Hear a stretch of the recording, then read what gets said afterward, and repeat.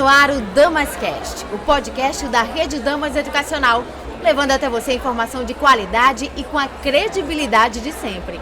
E hoje a gente traz um episódio super especial do Damascast, direto do Conexão Rede Damas em Maringá, com um convidado muito especial também, que é o Léo Fará, comandante do Corpo de Bombeiros de Minas Gerais, escritor de livros e palestrante. Seja bem-vindo, Léo. Obrigado, muito honrado com o convite.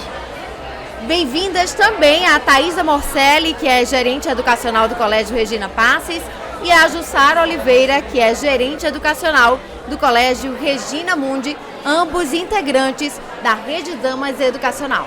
Léo, nessa tua palestra, todo mundo ficou bastante sensibilizado e uma fala sua me marcou muito, porque eu acho que é muito a essência do que nós somos enquanto Rede Damas Educacional e é algo em comum para todas as escolas da rede.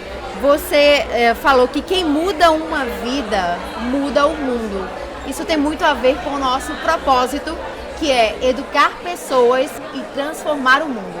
Então isso tem muita congruência com o que nós fazemos no nosso cotidiano. Eu queria que você falasse mais dessa sua função, desse seu fazer diário no Corpo de Bombeiros, de transformar vidas e principalmente usando a sensibilidade como guia.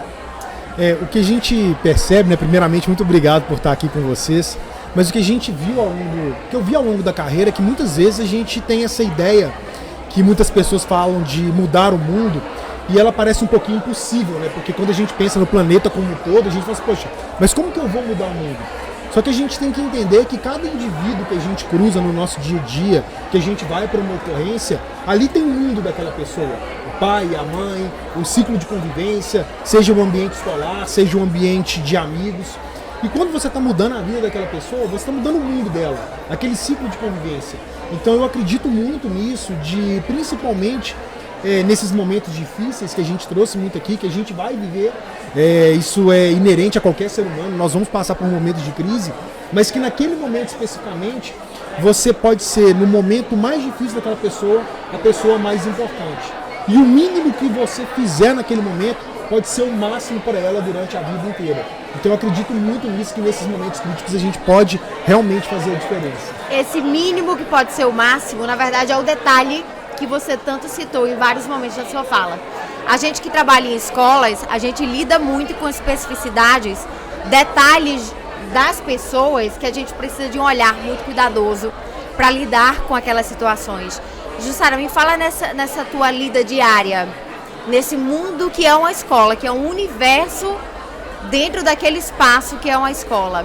Como é que você traz essa questão da sensibilidade, desse olhar individualizado para o aluno e no sentido da gente entender que aquele olhar faz total diferença na vida e na formação daquele aluno para um futuro?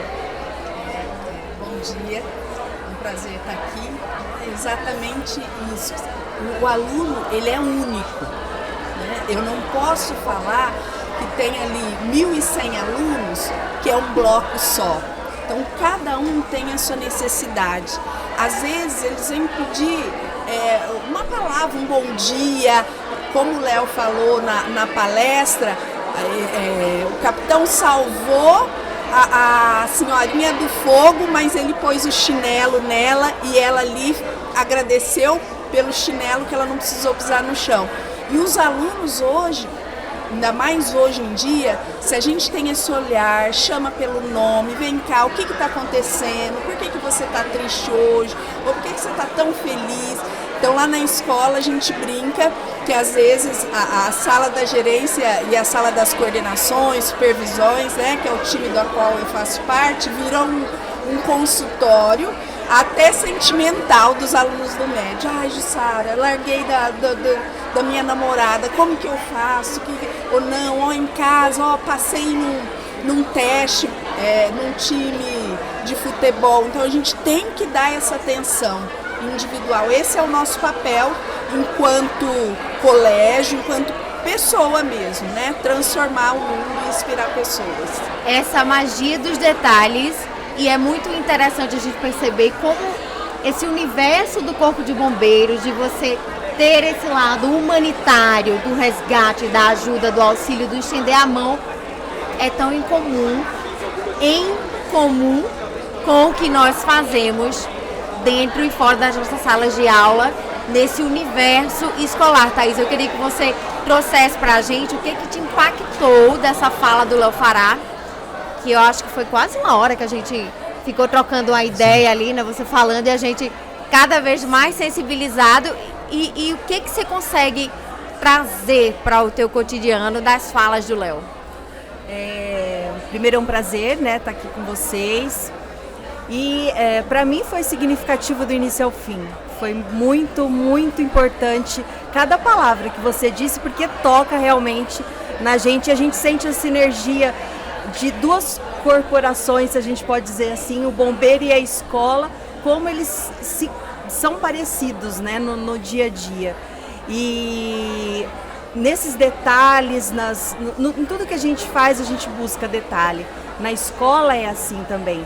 Então a gente tem esse olhar atento, porque pode não ser uma tragédia de nível de um impacto de holofote, mas são vidas que a gente lida todos os dias. Então esse olhar atento de passar, observar, ali não está bem.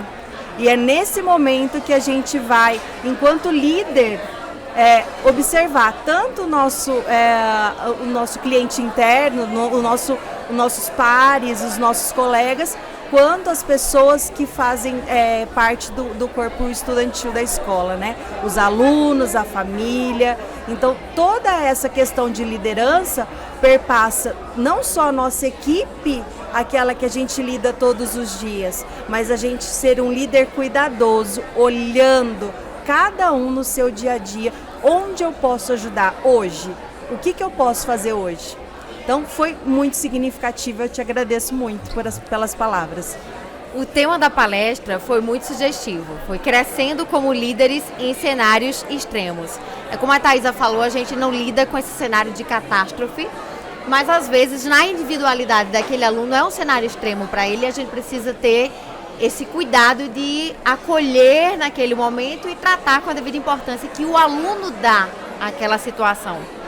E aí você falou que muitas vezes, na sua função enquanto comandante do Corpo de Bombeiros, é muito mais mental do que físico. E isso hoje é essencial nesse mundo que a gente vive. É preciso ter o controle da mente acima de tudo. Então, fala pra gente um pouquinho dessa tua vivência nesse mais mental do que físico na prática.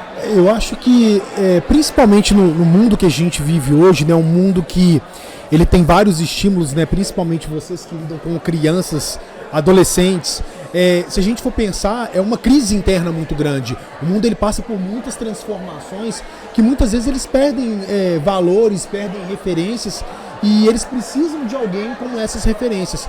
Então existe uma confusão mental muito grande e muitas vezes uma falta de inteligência emocional para com essas crianças. Se a gente for olhar a questão do ensino, a disposição de informação hoje em dia, ela é muito mais fácil, né? Uma criança de 5 anos hoje, ela tem mais informações do que Napoleão quando conquistou a Europa. Então está tudo acesso na mão dele. Só que o que ela faz com essa quantidade de informações? O que é importante para ela ou não? E aí é onde a gente precisa de ter essa figura da direção, dos professores, né, dos diretores, que vão direcionar essa criança, esse adolescente, para um caminho que seja confortável para ele, para a individualidade. Porque cada um ali é um indivíduo, né? Todo mundo passa pela escola, todo mundo vai viver aquele momento. Então, quando você consegue trabalhar essa inteligência emocional, essa inteligência mental, para que nos momentos difíceis da vida dele ele consiga manter a calma em situações caóticas, é esse momento que ele vai tomar decisões importantes.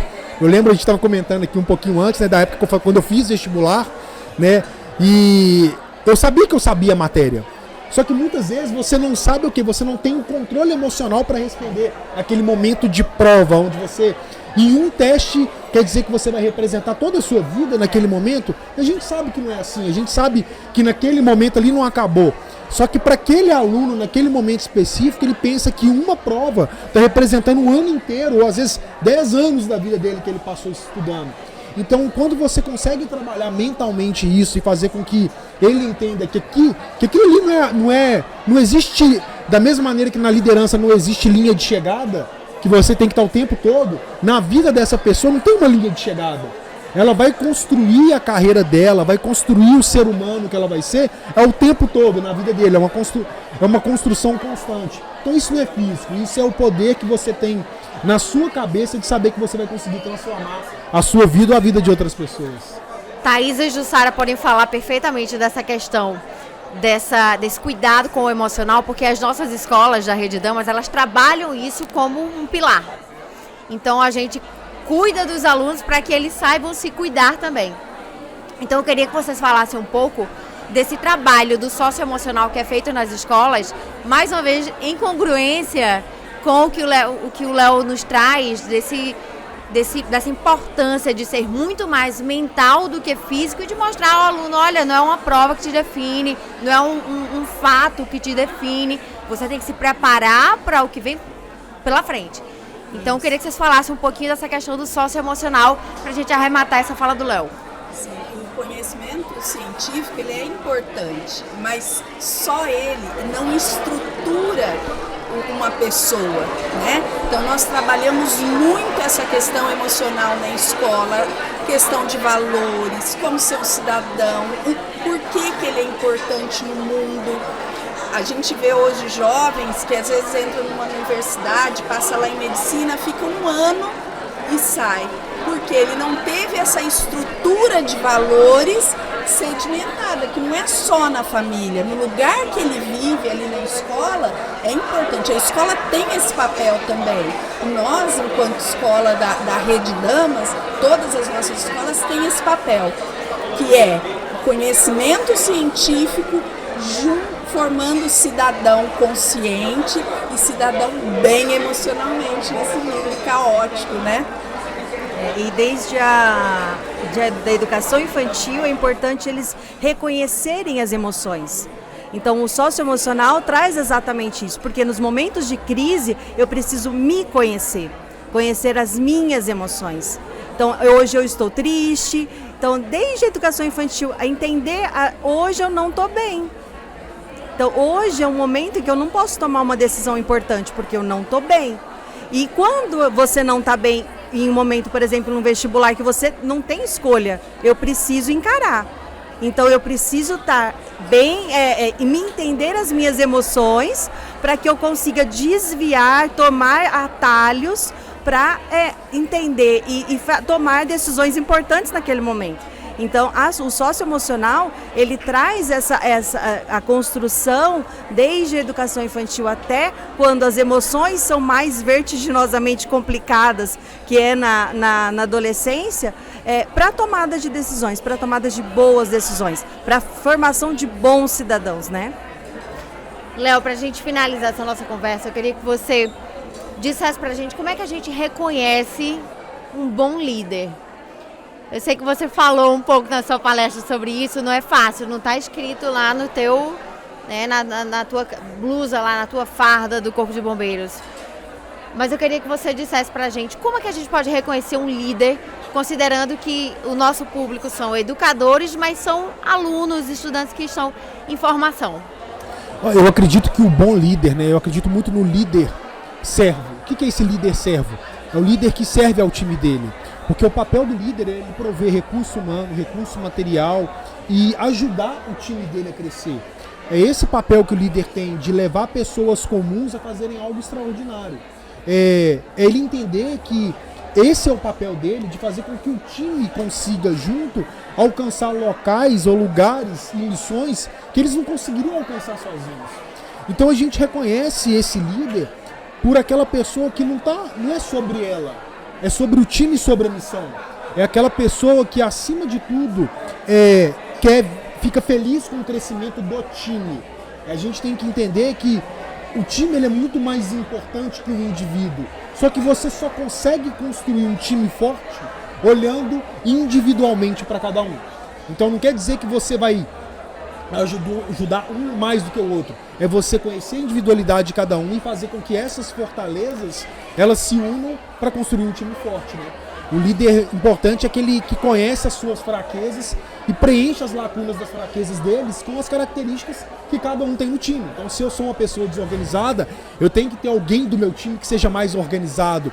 Se eu sou uma pessoa que tem dificuldade de fala com outras pessoas, eu tenho que ter um porta-voz, às vezes, para que me represente. Então, essa é a importância do líder, você reconhece o líder acima de tudo sobre isso. Aquela pessoa que consegue enxergar que a missão é muito importante e todo mundo precisa de estar junto com você nessa jornada.